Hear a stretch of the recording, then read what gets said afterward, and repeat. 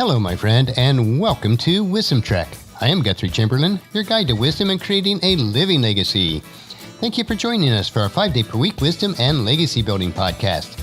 This is day 652 of our trek, and time for our 5th installment on this special series of stories that will chronicle my recent accident and recovery as we trek Life Lessons Learned the Hard Way.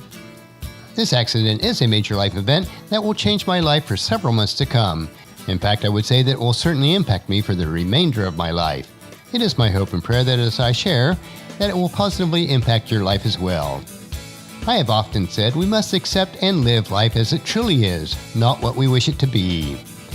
We don't always know or understand what will come of the uphill climbs and the treacherous downhill slopes that we do encounter on our trek of life.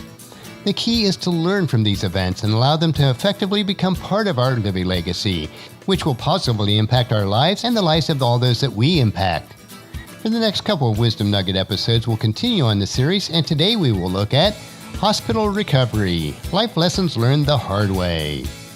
It is my hope that I'll get caught up to current on all the podcast episodes and journals this coming weekend, so that the release dates will correspond to the actual dates that they are released. If you'd like to catch the first 3 episodes in this series, go to wisdom-trek.com/day-645, day-647, and day-650.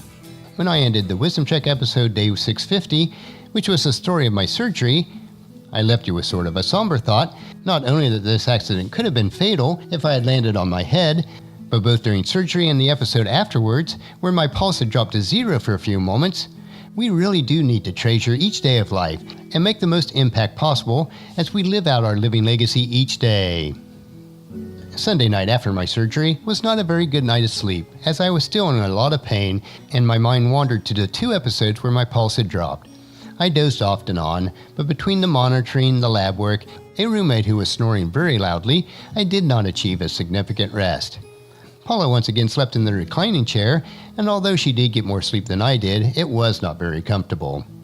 But after a good breakfast on Monday, the hospital staff seemed very positive about how quickly I was rebounding after surgery, and that I was able to be up and working remotely that Monday morning. We saw a few additional staff members throughout the day as we planned my physical therapy and when I would be able to be discharged.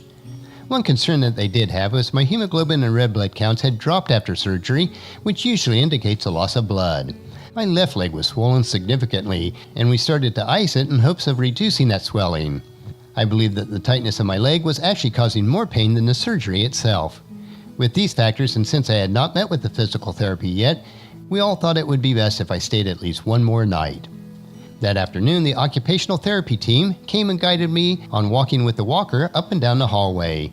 They were very pleased on how quickly I adapted to the walker and that I was able to go quite a distance without getting too worn out. I let them know that we did have stairs in our home, both going into the house and also 18 steps up to the 2nd floor. They assured me that they would provide additional stair training for me on the following day. I was so glad to now be able to get up and walk around with the walker, although with a limited distance. At least it freed me to be able to use the restroom. A couple hours after that, another person from physical therapy came in and tested the strength in both of my legs and reviewed a few exercise routines with me. They were somewhat painful, but she assured me that I had a really strong right leg, and even my injured left leg already showed encouraging progress.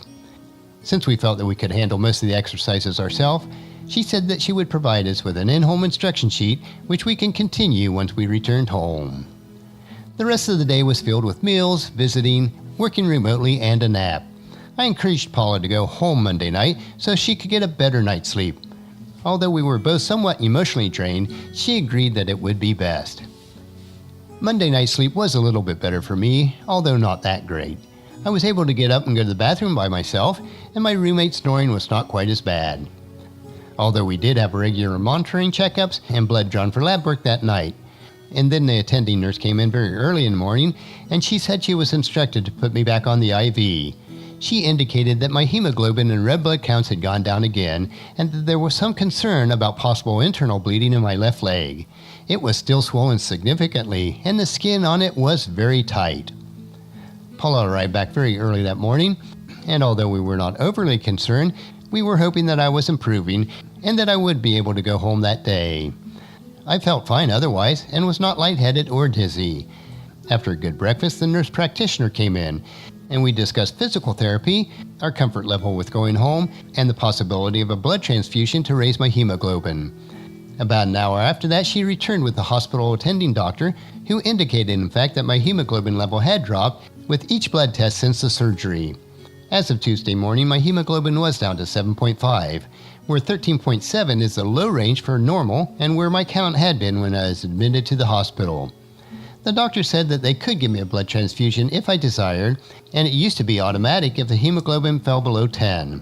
He said, though, that in more recent studies that they found out that if the count had not dropped below 7 and the patient was able to produce it on his own, the long-term results were much better. We told him we were comfortable waiting a couple days more to see if it would rebound. They scheduled outpatient blood work for Friday to check on my blood counts. With that, the doctor mentioned that as long as I got my occupational training done, that they would be able to release us from the hospital that evening. Shortly after that, an occupational therapist came in with a set of crutches, and he walked with me up and down the hall with the crutches. We then went to a set of stairs and worked on walking up and down the stairs. He was very positive about how quickly I was able to adapt and felt that I would be able to handle the stairs at home without any issues. Next, we met with the family services director, who made sure that we had all the appropriate equipment at home and that we felt comfortable doing our own physical therapy. And she made sure that we had all of our questions answered. After lunch, I worked a little bit more and Paula watched TV. We thought that we would have several hours to wait. But about 1 p.m., the nurse came in and said he was working on our discharge information and it would probably take a couple hours to complete. He was actually finished a little bit earlier than that, but by the time we left the hospital for home, it was about 4 p.m. And to help my red blood counts, we did stop by a Wendy's restaurant for a nice big hamburger for that night's dinner. Well, I believe that covers most of the details on my hospital recovery program.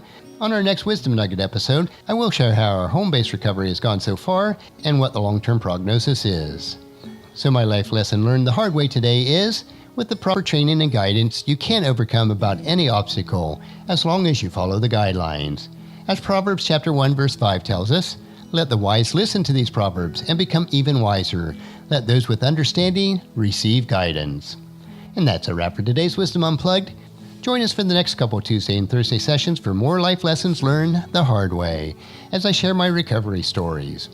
And just as you enjoy these nuggets of wisdom, please encourage your family and friends to join us and then come along with us tomorrow for another day of Wisdom Trek, Creating a Legacy.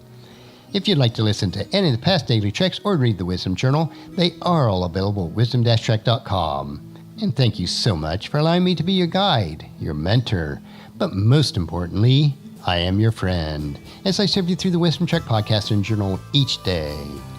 And as we take this trek of life together, let us always live abundantly, love unconditionally, listen intentionally, learn continuously, lend to others generously, lead with integrity, and then leave a living legacy each day. I am Guthrie Chamberlain, reminding you to keep moving forward, enjoy your journey, and then create a great day every day. See you tomorrow for Fearless Friday.